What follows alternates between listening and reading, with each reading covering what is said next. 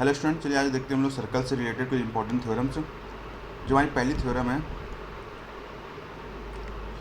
कह रहा वृत्त की त्रिज्या उसके स्पर्श बिंदु पर 90 डिग्री का कोण बनाती है।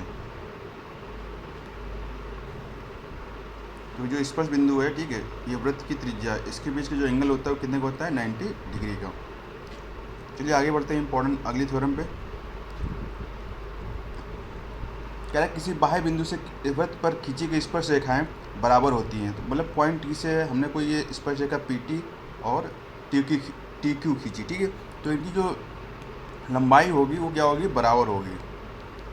और एक चीज़ और ध्यान रखने वाली बात है, जो इनके द्वारा एंगल बने हैं, ये वाले एंगल, इसको अगर एंगल 1 देते हैं नाम, इसको एंगल 2, तो एंगल 1 इक्वल टू एंगल 2 भी होगा।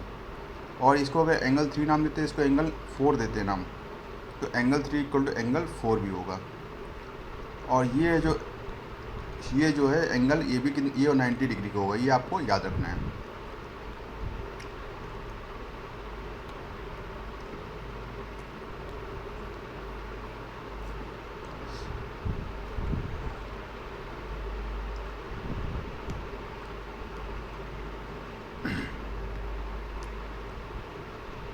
चलिए बात करते हैं अभी इस थ्योरम में। सीजल में काफ़ी क्वेश्चन पूछे आ रहे हैं। देखिए इसमें क्या है, if A B equal to A C, अगर ए बी ए सी के बराबर है तो जो बी ई है और ई सी भी आपस में बराबर होंगे, ये आपको याद रखना है।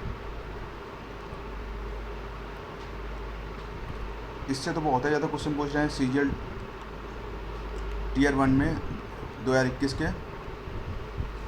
देखिए इसका कॉन्सेप्ट क्या कहता है। अब देखिए ये तो आपको पता दिख रहा है, ए क्यू क्या है? स्पर्श रेखा है, और ए आर स्पर्श रेखा है, ठीक है, और ये बी सी स्पर्श रेखा है। जब तीनों एक ट्रायंगल बनाती हैं ए बी सी, ठीक है, तो जो एक और ये एक लेंथ है ए क्यू, ठीक है, ए क्यू जो लेंथ होगी वो half perimeter of triangle A B C होगा। मतलब ए बी सी का 3 है, ए बी सी का मतलब ए बी 4 है, 3 है, 5, ठीक है, बी सी 5 है, ए सी 4 है, तो इसका पेरीमीटर जो होगा 4 3 7 5 12, उसका आधा यानी 6। जो ए क्यू की लेंथ होगी वो 6 होगी। अगर ए क्यू 6 है तो ए आर भी कितना होगा? 6 होगा, ठीक है। तो स्पर्श रेखाएं वाई बिंदु से खींची गई स्पर्श रेखाएं आपस में बराबर होती हैं।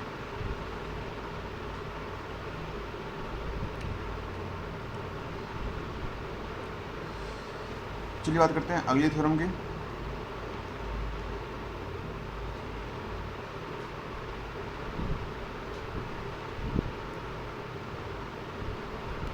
तो अगली थ्योरम हमारी है कि ये देखिए जरा, ये सब स्पर्श रेखाएं हैं, ठीक है, या ऐसे ही बोल सकते हैं किसी त्रिभुज के अंदर एक वृत्त त्रिभुज की तीनों भुजाओं को स्पर्श करता है। तो A F plus B D alternate, ठीक है, अल्टरनेट बी डी, तो बी डी बाद क्या आएगा? ई सी, ठीक है। तो ए एफ ये part plus B D plus E C जो इक्वल होगा वो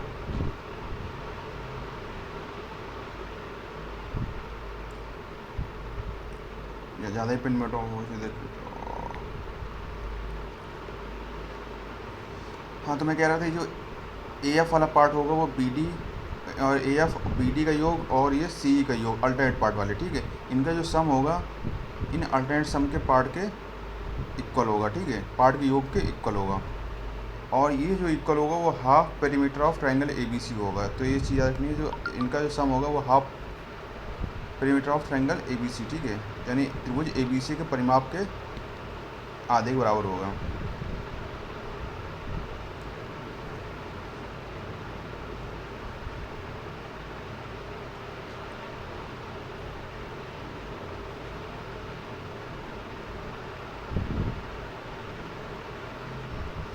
इसमें ये भी है कि जो ए बी होगा और सी डी का जोड़ ए सी और बी डी के जोड़ के योग के बराबर होगा।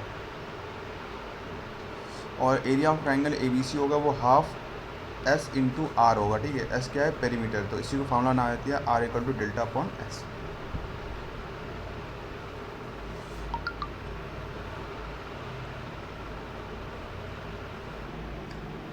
देखिए इस टाइप की फिगर में अगर ये फिगर दिया हुआ है तो यहाँ पर जो आर पी की वैल्यू आर क्यू के इक्वल होगी। ये चीज़ आपको याद रखना है, इंपॉर्टेंट पॉइंट है। अब यहाँ पर देखो रहा है ए बी है, वो ए बी और आमने सामने की जो भुजाएं होंगी उनका जोड़ का योग आमने सामने की भुजाओं के जोड़ के योग के बराबर होगा। कहने का मतलब ये है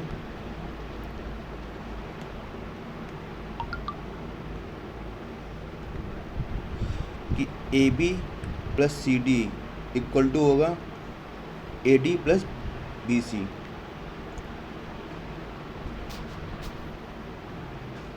चलिए आज देख लेते हैं इंपॉर्टेंट थ्योरम। और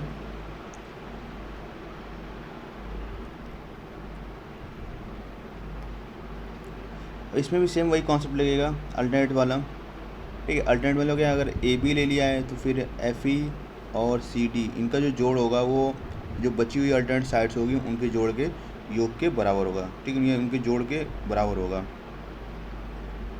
तो A F plus B C plus D equal to A B plus C D plus E F. ठीक है, ये